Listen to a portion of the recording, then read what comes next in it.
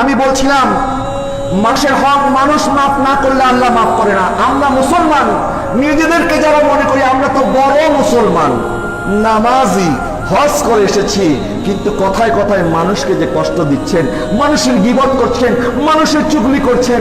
আমার নবী কত বড় দয়াময়। আমার আল্লাহ বলছেন লাকাদ জাআকুম রাসূলুম মিন আনফুসিকুম আযীজুন আলাইহি মা আনিতুম হারিসুন আলাইকুম বিল মুমিনিনা রাউফুর রহিম। আমার নবী কতটা দয়াময়। আমার নবী আমাদেরকে বলছেন, এক সাহাবী তার সন্তানকে খুঁজতে মাঠে যাবে। আমার নবী বলছে যখন তুমি মাঠে যাবে তোমার সন্তানকে আমার বাচ্চা এদিকে আসে বলে ডাক দিও না, আমার আদরের সন্তান আমার কাছে আসে এটা বলে ডাক দিও না, তার নাম ধরে ডাক দিবে। নবীজিকে প্রশ্ন করা হলো, ইয়া রাসূলুল্লাহ, কেন আমার সন্তানকে, আমার সন্তান আমার কলিজার টুকরা, আদর করে ডাক দিলে অসুবিধা কি?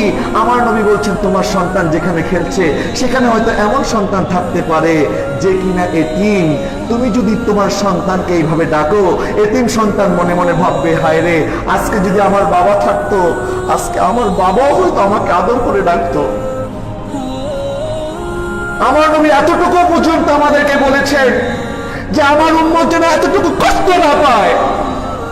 আর আমরা মানুষকে গালি দিচ্ছি, মানুষের উপরে জুলুম করছি, আমরা কেমন বুঝতে পার? মুসলমানের কষ্ট দেখলে আমরা খুশি হয়ে যাচ্ছি। আমার নবী বলছেন তোমার ভাই যদি গরিব হয় করিও না, কারণ সে তোমার টাকা পয়সা দেখলে কষ্ট পেতে পারে, বলতে পারে আল্লাহ তুমি তাকে এত নিয়ামত দিয়েছো, আমাকে কেন দাও নাই? আমার নবী বলছেন কোন বিধবার সামনে তোমার স্ত্রীর সাথে ভালোবাসা দেখায়ও না। সে মনে মনে ভাবতে পারে আমার স্বামী যদি থাকতো আমাকে এমন আদর করতো। আমার নবী বলছে তোমার প্রতিবেশী যদি গরিব হয়, তোমার ঘরে যখন রান্না হবে, গোশত রান্না হবে, খবরদার এই গোশতের রান্নার গ্রাম যেন বাহিরে না যায়। কারণ ওই বাড়ির মধ্যে সন্তান থাকতে পারে, বাচ্চা থাকতে পারে, সে বলবে রান্না করে খাচ্ছে, বাবা আমাকে একটু গোশত খাওয়াও, আমার জন্য একটু গোশত নিয়ে আসো। সে তো গোশত আনতে পারবে না। আমার নবী বলছেন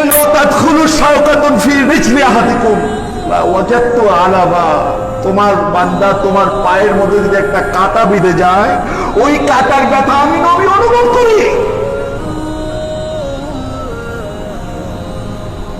আমার নবী বলছেন একটা মুসলমান, সারা পৃথিবীর মুসলমান একটা দেহের মতো, এক জায়গায় যদি ক্ষত হয় সারা দেহের ভিতরে যেরকম ব্যথা অনুভব হয়।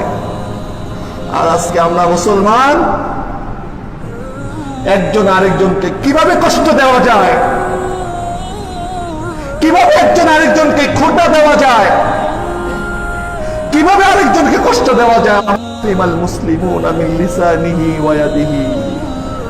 মুসলমান তো সেই ব্যক্তি যার হাত থেকে, মুখ থেকে আরেকজন মুসলমান নিরাপদ। প্রিয় হাজরিন, সময় শেষ হয়ে গেছে, আমাদের জীবনটাও এইভাবে একদিন ফুরিয়ে যাবে।